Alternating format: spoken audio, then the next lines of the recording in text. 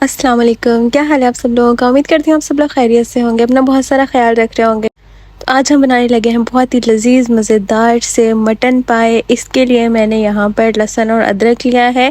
इसको हम अच्छे तरीके से पीस लेंगे, इसका पेस्ट बना लेंगे।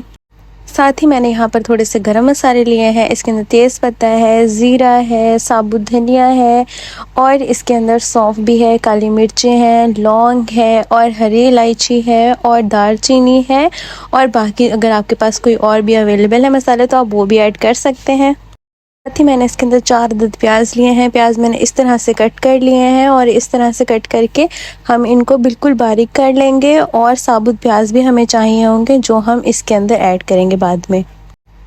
इस तरह से छोटे पीसेस करके मैं इसको चॉपर में ऐड कर रही हूँ। हमें ये प्याज बिल्कुल चॉप किए हुए चाहिए। ये देखिए इस तरह से प्याज जो है वो आपके कुछ चॉप होने चाहिए। इनको हम साइड पे निकाल लेंगे। लहसुन अदरक का पेस्ट बना के भी हम साइड पर रख लेंगे। और अब हम ये सारे गरम मसालों को भी अच्छे तरीके से ग्राइंडर में पीस लेंगे। इसके अंदर हम ये मसाले ऐड करेंगे और थोड़ा सा हम पानी ऐड करेंगे। अब इन मसालों को भी हम अच्छे तरीके से ग्राइंड कर लेंगे। ये देखें ग्राइंड करके इस तरह का कुछ पेस्ट इसका बन जाएगा मसालों का। और अब हम इसको निकाल लेंगे।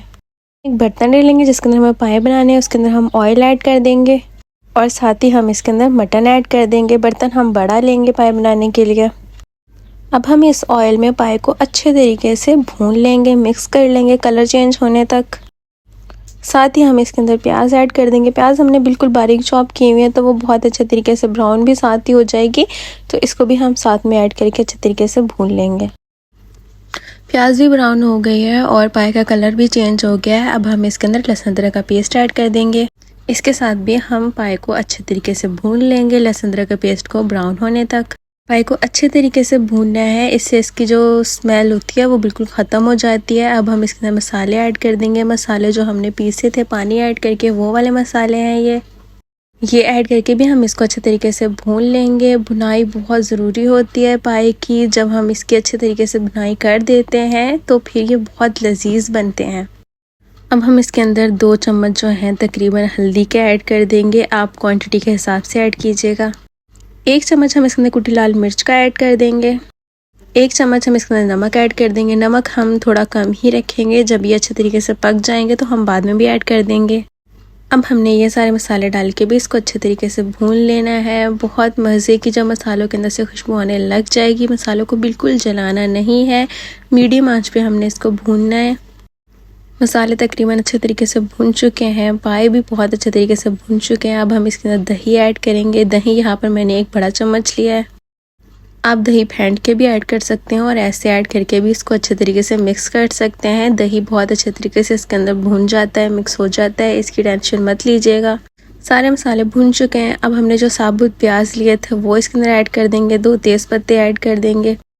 इनको हम मिक्स कर देंगे और अब हम इसके अंदर पानी डालने की तैयारी करेंगे।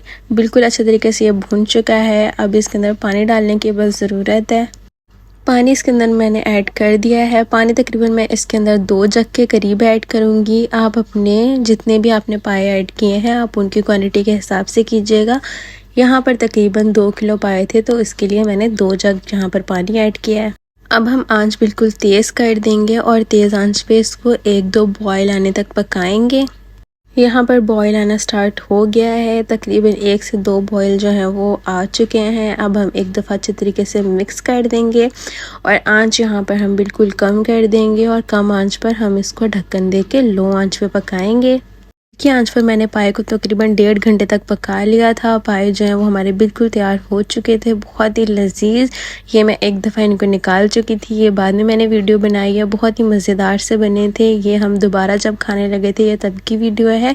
बहुत लजीज इनका जो है वो शोरबा बना था और बहुत ही लजीज जो थे ये पाए थे और बहुत अच्छे तरीके से हड्डियाँ भी गल चुकी थी। तो आप भी इस रेसिपी से ज़रूर बनाइएगा। उम्मीद करती हूँ आपको आज की मेरी रेसिपी बहुत ज़्यादा पसंद आई होगी। अगर तो पसंद आई तो वीडियो को लाइक, शेयर और कमेंट ज़रूर कीजिएगा। चलिए जी, मैं आप लोगों से लेती हूँ इजाज़त। अपना रखिएगा बहुत सारा ख्याल, मुझे दुआ में याद रखिएगा। अल्लाह हाफिज़।